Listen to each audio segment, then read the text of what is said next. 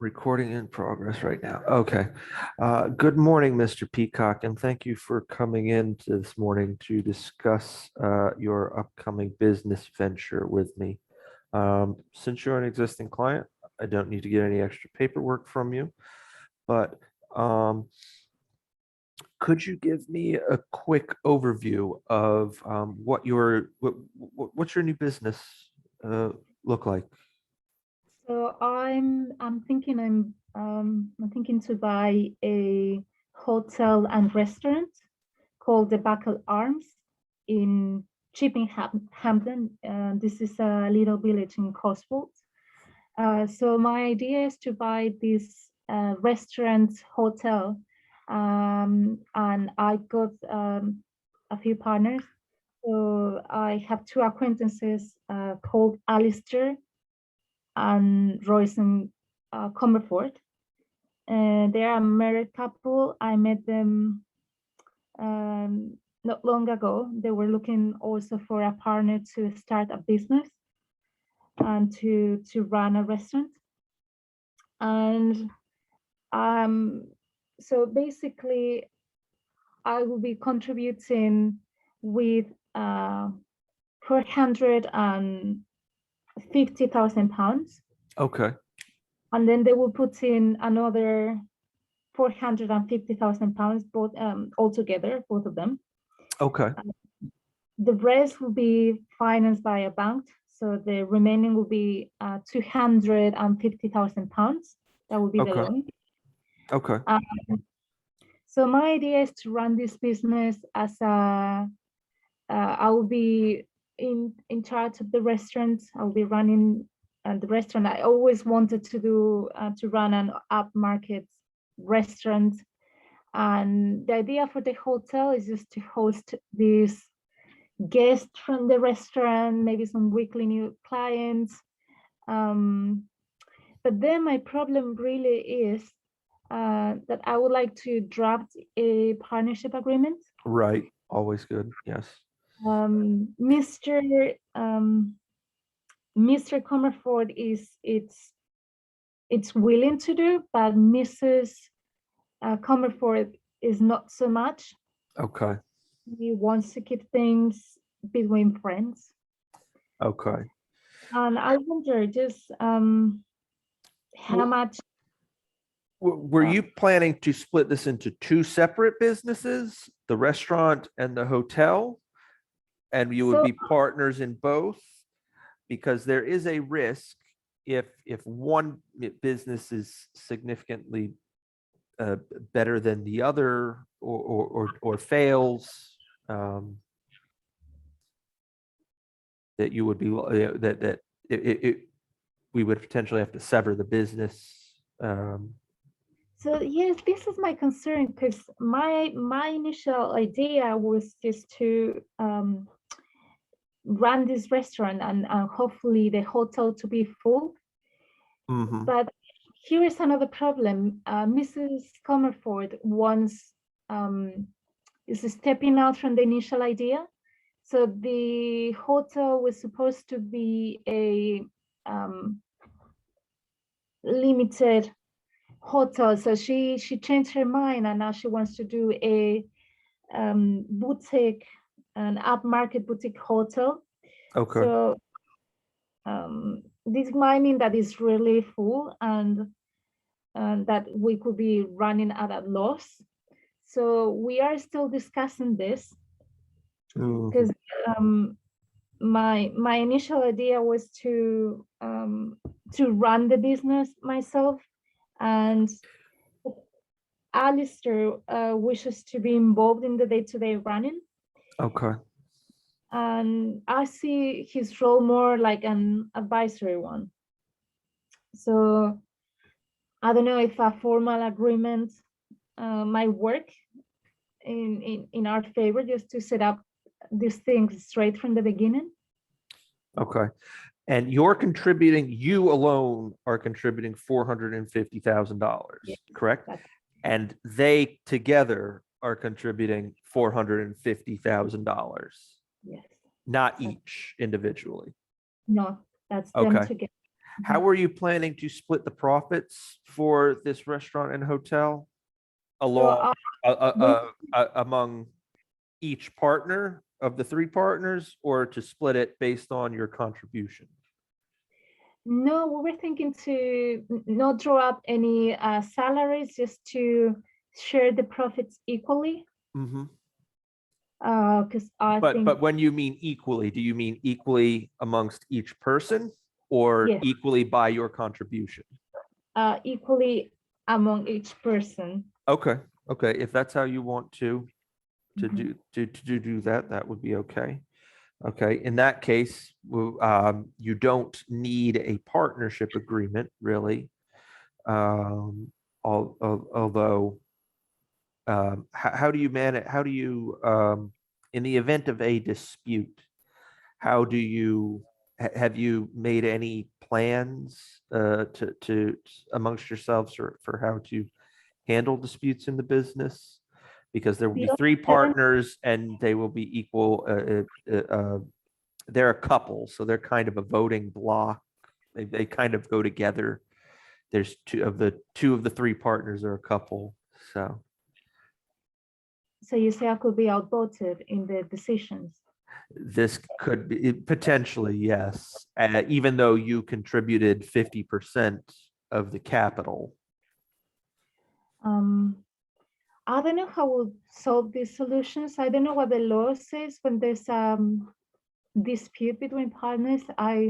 It's the first business venture I ever endeavor, so I really don't know how that will work for me. I thought that if I'm fair with them, if I give them a fair share in the profits, also they will be living together in the hotel without any cost and with their children. So I Okay. thought if that happens, it's just going to make things easier. And it's just recently that Mrs. Comerford is not agreeing to have a partnership agreement. She then gets angry when we mention. I'm sure Mr. Comerford is keen to it, and I think he wished to formalize the agreement, but I don't think he wants to do anything to jeopardize his relationship with his wife. Yeah. So I don't know how this. I don't know. Is it important to have a partnership agreement in this Um, case? I think that it is important to have a partnership agreement because you're contributing 50% of the of the capital, and they're contributing 50% of the capital, and you're planning to split the profits equally amongst three partners, three working partners, which I think is unusual considering that you're contributing 50% of the startup capital for this business. But if you want to do that, that is okay. I think you're walking away from an appropriate level of profit, in my opinion, but I can't stop you from doing that. But also, given that they are planning to live in the premises, will there be a cost? Are you planning to deduct their No, benefits from living? They would just be living free on the company, basically yes, on this partnerships. yes, that was Okay. the original idea. So now really, from a financial perspective, you're taking a hit in two ways. You're contributing half of the working investment capital and only taking 1/3 of the profits. You'll also be managing 100% of this restaurant, and they'll be managing 100% of the hotel. The profits between these two enterprises could be not be equal. And on top of that, we have the voting uh, um, issue. You would be contributing 50% of the capital, but you'd only be having 30% of the votes. So would I have the 50% of the votes then? They would Would that have six. They would have 2/3 of the votes in this partnership without a partnership agreement that could preserve your rights to not make fundamental changes to the partnership. I have the idea that I will have 50% of the voting decisions. Not without a partnership agreement. Uh-huh. So if Um, I were to draft a partnership agreement, could I do it without the consent of Mrs. Comfort? No, she would have to be worked to bring her around to this conclusion, I think. Considering that I'm not acting for her,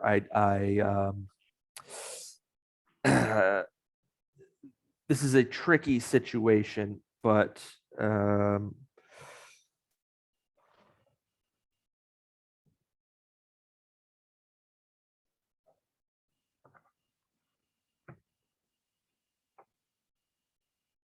the only way, I don't see any way out to preserve your best interests without this partnership agreement. I think she just have to decide whether to be in or to be out. If we were to draft a contract, the partnership agreement, so Mhm. how should it be drafted so I don't get outnumbered and it's a bit fair it's a bit of in my best interest? So how that should be drafted? If you're planning to exchange, take a lower share of the profits, Mhm. To split profits equally among the three partners, as opposed to through contributions of the parties. I think again, you could offer this. This is a concession that you would make, that I think would, if you're willing to make it, would at least lend itself to the position that you could make a rule in the formal partnership agreement requiring all votes to be unanimous. For one, that is one option.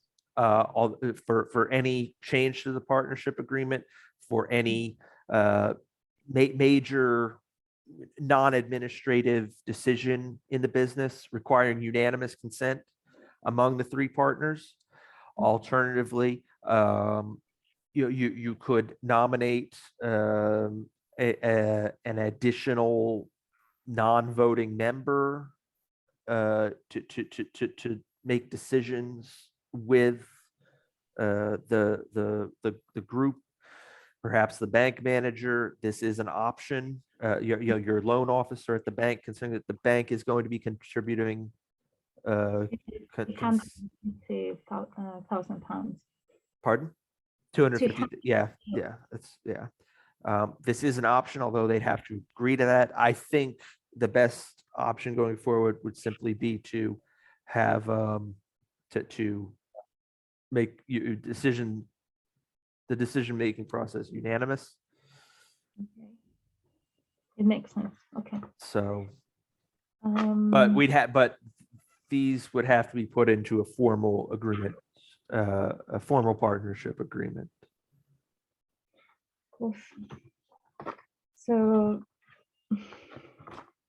I don't know what I should be asking Mrs. Comfort, because how can I walk her into this? Because obviously I need their contribution to start my business. Right. Um, And luckily, the Mr. Alistair is at least amenable to a formal agreement. The majority of potential partners are already in agreement on having a formal partnership agreement. Plus, Mr. Comfort and I, we will be working full time, and Mrs. Comfort will be working part time, and she will just run the hotel business. Mhm.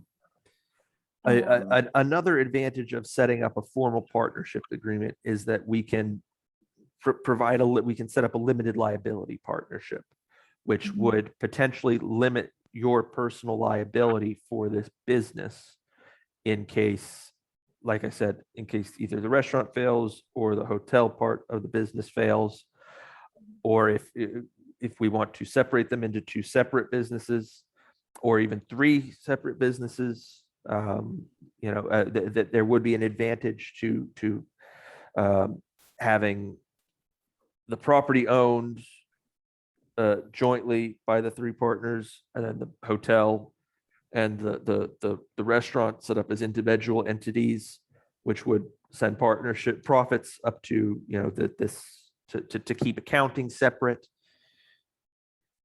Mhm. Well, I have a thought. But most importantly, setting up a limited liability partnership could limit your liability in the event of bad debt, and keep the partners out of insolvency.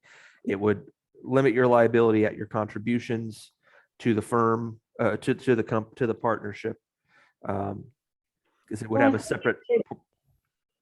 I'm hoping the business will do well. At least the restaurant business has All a good. businesses hope to just do well.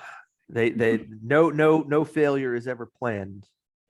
Yeah, I'm just That's worried why about. we plan ahead for these types of situations I understand. through setting up partnership agreements.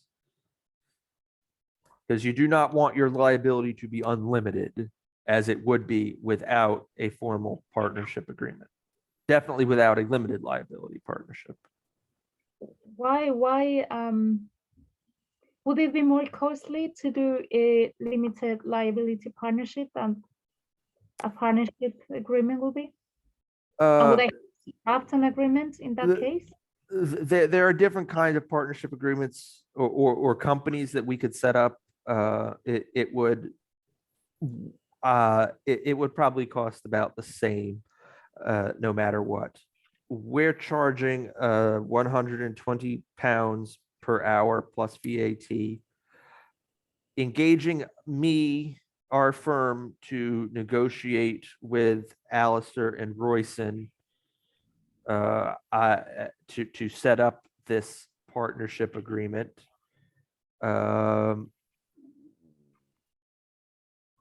would probably cost about £1,000 VAT plus VAT. Drafting and setting the simple negotiation would cost about £1,000 plus VAT. Okay. Cost of drafting and setting up a simple partnership agreement, about another £2,500 plus VAT. I don't know about the time limit. Hopefully it would be within a month or two, so Okay. that's the estimate. It could More or less. take longer. Okay. How long do you think it can take us if I were to take the agreement? How long? 1 or 2 months, maybe. Okay. And were you planning? You've already made arrangements to purchase this property, correct? So we are about to buy the property. So we already got the loan. I just wanted to check with a lawyer before getting into anything. And I used your firm before. I was very happy with your firm. Yes. But I have my doubts with this venture just because of these last minute changes. Right. Okay. So I'll have a thought. Will you send me a letter or will Yes, I will prepare. I will prepare a letter of advice, and it will confirm the above advice. Okay. And you may consider whether to approach the couple and insist on the partnership agreement. Okay. That's lovely. Thank you very much. And how, yeah, and have us assist with your, with the negotiation. That's great. Thank you. Okay. Was it 25 minutes? It was about 20.